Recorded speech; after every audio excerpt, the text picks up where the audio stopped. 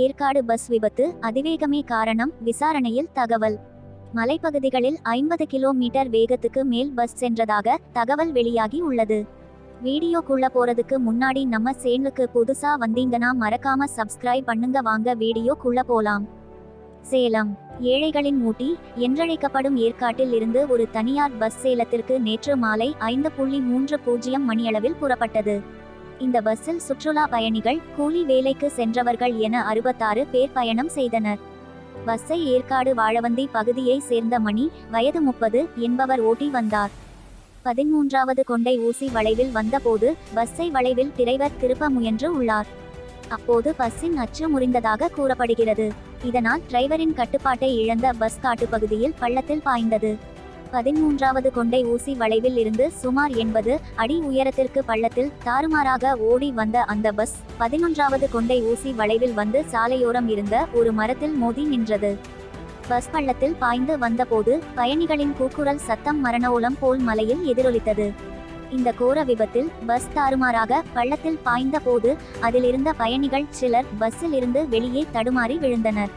பலர் பஸ்ஸின் இடிபாட்டில் சிக்கி பலத்த காயம் அடைந்து இரத்த வெள்ளத்தில் ஐயோ அம்மா காப்பாற்றுங்கள் காப்பாற்றுங்கள் என்று கூச்சலிட்டனர்.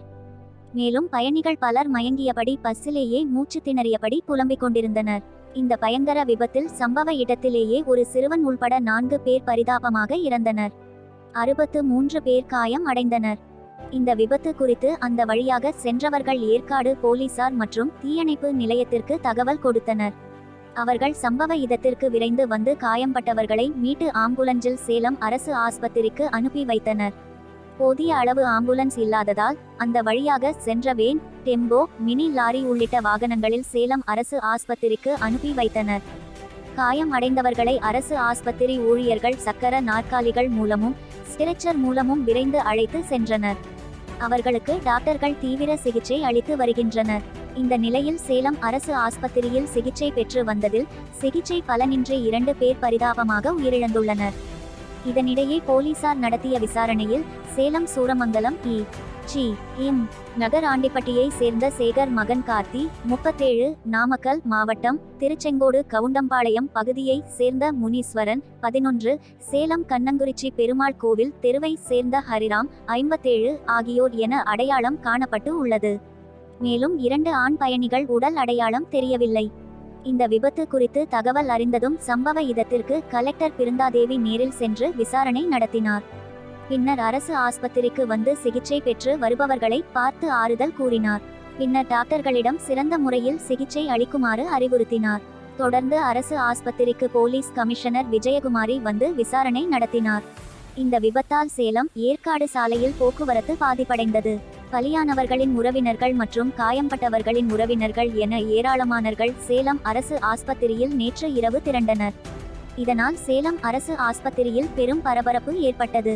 இந்த நிலையில் பஸ் விபத்தில் காயமடைந்து மருத்துவமனையில் அனுமதிக்கப்பட்டு சிகிச்சை பெற்று வருபவர்களில் 2 பேர் சிகிச்சை பலனின்றி உயிரிழந்ததை அடுத்து ஏற்காட்டில் தனியார் பஸ் விபத்தில் பலியானவர்களின் எண்ணிக்கை 7 ஆக உயர்ந்துள்ளது. இதனிடையே ஏற்காடு பஸ் விபத்திற்கு அதிவேகமாக சென்றதே காரணம் என விசாரணையில் தெரியவந்துள்ளது. மலைப்பகுதிகளில் 30 கிலோமீட்டர் வேகத்துக்கும் குறைவாக செல்ல வேண்டிய நிலையில் 50 கிலோமீட்டர் வேகத்துக்கு மேல் சென்றதாக போலீசார் தரப்பில் கூறப்படுகிறது. தனியார் பஸ்ஸை வேகமாக ஓட்டி விபத்தை ஏற்படுத்திய ஜனார்த்தனன், 35 மீது போலீசார் வழக்குப்பதிவு செய்துள்ளனர். ஓட்டுநரின் லைசென்ஸை முடக்குவது குறித்து விசாரணை நடைபெற்று வருவதாக போக்குவரத்து துறை தகவல் தெரிவித்துள்ளது. விபத்துக்குள்ளான பஸ்ஸின் உரிமையாளரை நேரில் அழைத்து விசாரணை நடத்த திட்டமிடப்பட்டுள்ளது. பஸ்ஸிற்கான உரிமங்கள் உள்பட அனைத்து ஆவணங்களும் சரியாக இருப்பது தெரியவந்துள்ளது. இந்த வீடியோ பார்த்த அனைவருக்கும் நன்றி. எல்லாருக்கும் இந்த வீடியோவை பகிருங்கள். நெக்ஸ்ட் வீடியோல சந்திப்போம். பாய்.